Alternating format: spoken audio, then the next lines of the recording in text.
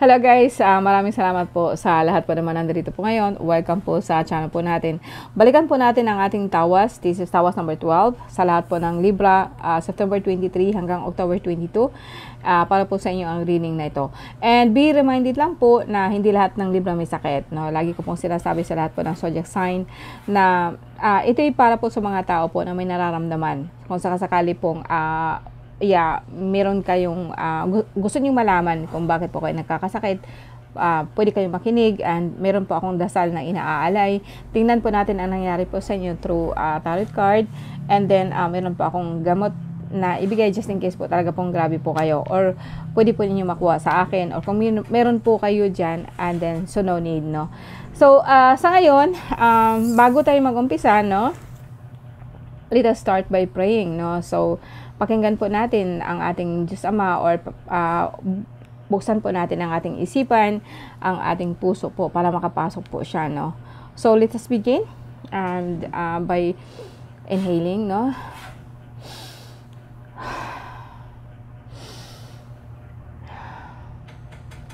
Okay. Diyos Ama makapangyarihan po sa lahat, maraming salamat po sa iyong gabay. Mahal na Ina, salamat po sa walang pagpapabaya, o hindi mo kami pinapabayaan sa lahat po ng pagkakataon. And sa aking mga kaibigan, mga kasama, no, na sana po basbasan po ang bawat isa po sa atin, lalong-lalo na po sa mga tao po na nanonood po sa akin ngayon, no. Alisin mo po sa kanila ang lahat po ng kanilang nararamdaman sa pamamagitan po ng pangalan mo, Wajashadhay Babhay, and basbasan mo po ang pangalan po na bibigyasin ko, na po bigyan po ninyo ng lakas para po maalis po ang lahat po ng kanila pong nararamdaman. Anima Dominus Dios Sabaoth, Christi Jesus, Jesus, Cruz po Christi, atom picatum igusum, basilit lababame salvame. Sanctus Dios, Sanctus Fortis, Sanctus Immortalis, Erisumad, Erimorim, Erimorom, Oclimpitat Metat, Dominum Dicit, Dominus Pariham, Domini Sancti Ilova, Omnipotente Eterna Dios. Diyos Ama makapangyarihan, alisin mo po sa kanila ang lahat po ng mga negative energy. Basbasan mo po sila ng iyong walang sawang pagmamahal, and likumin mo po sila sa pamamagitan po ng iyong lakas ng Ama, ng Anak at ng Espiritu Santo. Amen. Okay, sa lahat po nandito ngayon, welcome po sa channel po natin. Now, let's begin. So, tingnan natin, no, kung ano nangyari sa inyo. Libra, September 23 hanggang October 22. Alam kong maraming mga mali po sa mga card ko. As I said, no, not in the card, sa mga salita ko, pasensya na po ninyo, no. So, mahirap kasing magtagalog ng Bisaya, no. It's not an excuse, pero sana po intindihin ninyo na lang po. I like your comments, no, sa baba. Binabasa ko po yung lahat, no? Kahit wala po akong oras, or hindi po ako sa inyo nyo, hindi po ako nakaka-reach out, no? Binabasa ko po yung lahat. September 23, October 22. Magbigay po ako ng 18 cards. So, 2 siyam. And then, gamit din tayo ng ibang card para makita talaga natin kung ano po nangyari sa inyo.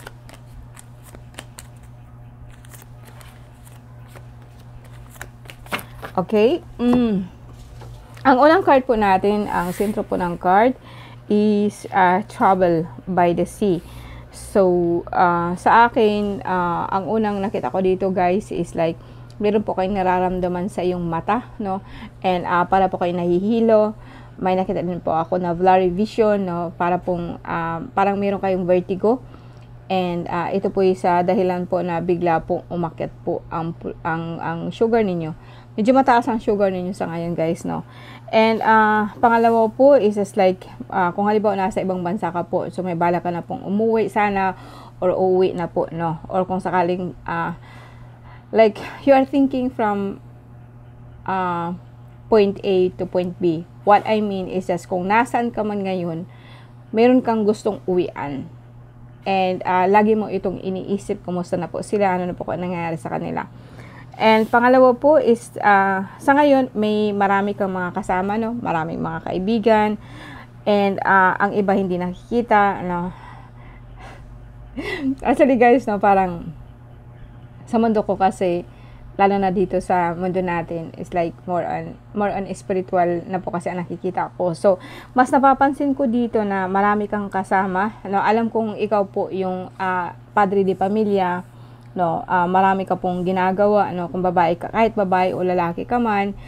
And here talaga po may nakita po akong travel, but I don't know kung matutuloy po siya. Kasi sa ngayon lang kasi ang iniisip mo po is makauwi o makabalik ka po kung saan ka po nanggaling. Dito naman sa pangalawang card po natin is masakit po ang inyong mga balikat, no? Mabigat po lagi pakiramdam niyo. Yung bagang ang sakit niyo paulit-ulit or paiba-iba. Pero wala po siyang definite. More on, mag-umpisa tayo sa tinatawag po natin na diabetic. Pero okay naman siya po. So, kaya naman po ninyo siyang i-handle. And dito, may nakita lang po ako dito. Pwedeng sabihin natin, okay, kung basehan po natin ng spiritual sa lahat po ng Virgo ngayon, or Libra, Libra ha. Ang nararamdaman mo kasi na bigat, hindi ikaw yon. Meron po ako nakita na mag-asawang diwata na kung saan kasama mo lagi. So kung halimbawa hirap na hirap ka na po sa pamilya mo, like sila din po, naghihirap din po, no. Dito, kaya po, lagi na lang masakit ang mga kasukasuan, no? Parang, sabi ko nga sa inyo, is medyo meron po kayong hilo o nahihilo po kayo. Hindi sa lahat ng pagkakataon naman, kasi biglaan po, mag-o-okay din naman po. Pangalawa po is yung mga dito mo, mga balikat. And meron ako nakita dito na, it's like na-trap ka po sa trabaho. So, pwedeng sabihin po natin na stress ka sa work mo. Pwedeng sabihin po natin na, iniisip po siguro na, Diyos ko, mamamatay na lang yata ako ng katatrabaho. Ginusto mo yan gusto mo yan na lagi na lang po nagtrabaho, wala po ikaw pahinga. And dito naman, medyo naugong ang tainga nyo, no? Pero sa akin, may mga kaluluwa po kasi na humihingi po sa inyo ng tulong. And may nakita din po ako dito na parang mataas po siya na entity, hindi po to basta-basta. Ang ginagawa po kasi nila is like, meron po silang ginagawa, tinatrabaho, and kasabay ka po doon. So, kahit sabihin po natin na wala ka dyan, ang nakikita ko lang talaga po is like, pag natutulog ka na, umaalis po yung espiritu mo tapos nagtatrabaho. Paggising mo sa umaga, imbis po baga na, imbis po baga nakapagpahinga ka, pakiramdam mo parang pagod ka. Okay? So, hindi lahat merong ganitong kaso. Hindi din lahat po ng Libra merong ganitong kaso. Pwede pong physical na sobrahan ka po ng trabaho. Binat, ganon. Kahit lalaki ka o babae ka.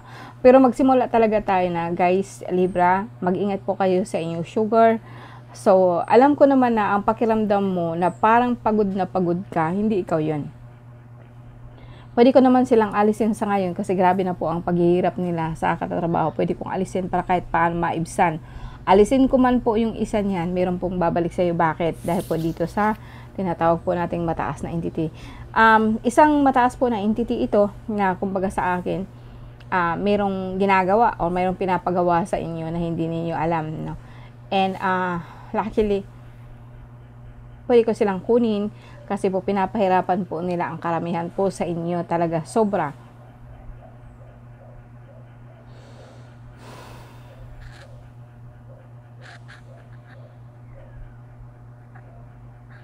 Okay. So, tingnan natin dito sa pangalawang card, no, pangalawang tarot deck natin, kung parehas lang din po ba. Okay, Libra, September 23 to October 22.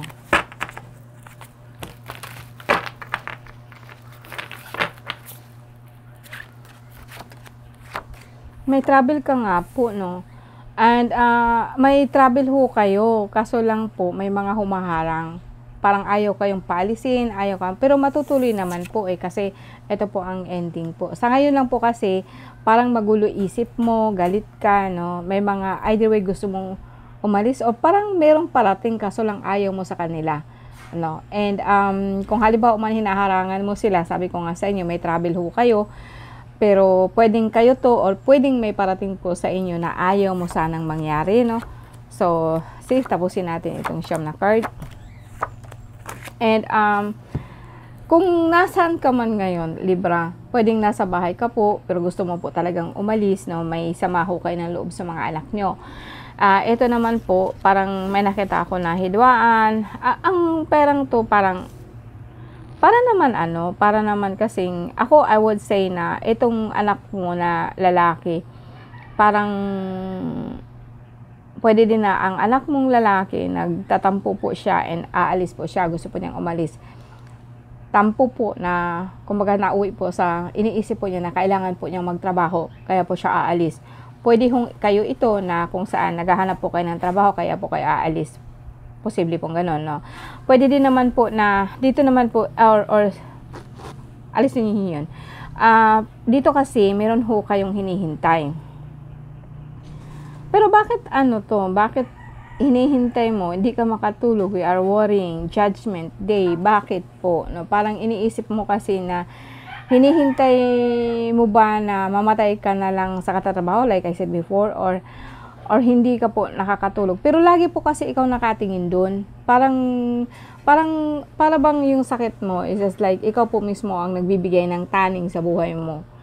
No, iniisip mo kasi na wala na sore, parang hindi ka nakakatulog, ng worry, rest, pagod, gusto mong umalis, no, nasasaktan ka sa mga anak mo, nasasaktan ka sa mga taong mahal mo. And ako hindi man ito sakit, guys. Depression po ito, para pong po siya, ikaw po mismo ang nagsasabi yun sa sarili mo, dahil nga po sa hinanakit po ito.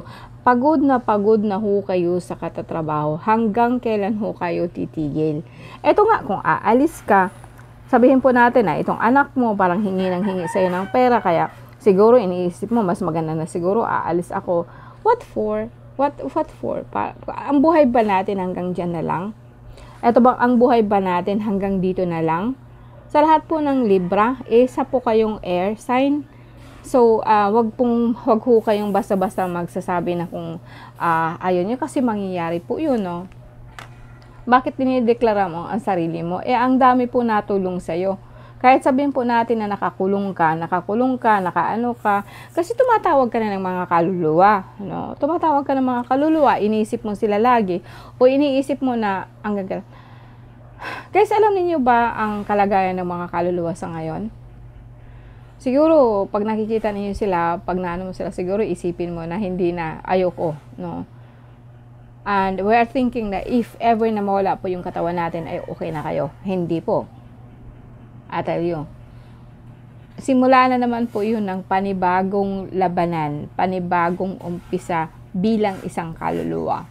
Hindi ko po yun itatakal dito, pero ang sabihin ko sa inyo, guys, no, enjoy your life while you're living. Kahit may nararamdaman ka po, kahit po huwag mong sayangin ang buhay na binigay sa iyo, kasi alam ko man po itong katawan natin, parang suot lang natin to, parang damit lang po natin. Kaya huwag kang mag-isip na pag namatay ka, okay ka na. No.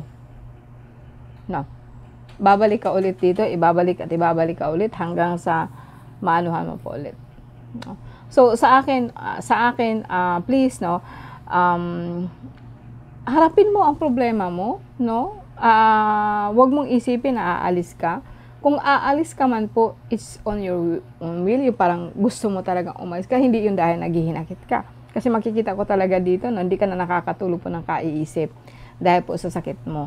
Madali lang po ang sakit mo, no? Kung halimbawa po diabetic kayo, kasi tumataas ang diabetes natin kapag nai-stress tayo. Lalo na po kapag nagtatampo ka. Kasi ang tampo mo, ang tama doon is sa heart mo. And para pong nawawalan ka po ng lakas. Kasi nga po, maraming, parang pag natutulog ka, pinapatrabaho ka, or something like, kahit po nagigising ka, or iniisip mo lagi po nagtatrabaho ka, no? So, wag po, no? Ang sa akin kasi is just like, harapin mo, Libra, no? Bakit hindi ka magiging masaya kahit ano pang nararamdaman mo? Kahit gaano pa kasama ang pakiramdam mo? Pilitin mo maging masaya. Pilitin mo po na ma-appreciate ang life mo. Pilitin mo po na meron ka pang gustong gawin, kaya gusto mo mabuhay. Kaya gusto mo manatili dito sa mundo. Okay? So, yan po ang tip ko sa'yo. I cannot say anything kasi kung itatakil ko to, ang lalim po talaga ng card niyo. Ang lalim na po ng hinanakit niyo. Malalim na po siya. No? Kung kukunin ko kayo doon, iwanan po ninyo itong mga kaluluwa na to. Kasi, hinihila ka nila doon. Kaya po nagkakaroon ka po ng ganyang klaseng damdamin. Very negative energy po actually. And okay guys, sa lahat po na nandito ngayon, bigyan ko po kayo ng light, ng ilaw po sa lahat po nandito, at saka kahit po sa mga kaluluwa po itong umaano po sa'yo. Okay, and at saka yung hinanakit mo, dasal tayo po ng ilaw po ng San Miguel Arcangel. Orasyon po na San Miguel, Jesus Siete Arcángeles, 4 Pilares Disipares, Magnam Nami Salvami. Mawalan ng bisa ang lahat po ng aking mga hinanakit. Mawalan ng bisa ang lahat po ng negative na tinama po sa akin. Bildum Christum Salvum, Bildum Christum Salvum, Bildum Christum Salvum. Jesus Siete Arcángeles, 4 Pilares Disipares, Magnam Nami Salvami. Iligtas mo po sila sa lahat. Señor San Miguel, alisin mo po sa kanila ang mga mabibigat po nila nararamdaman. Bigyan mo sila ng ilaw.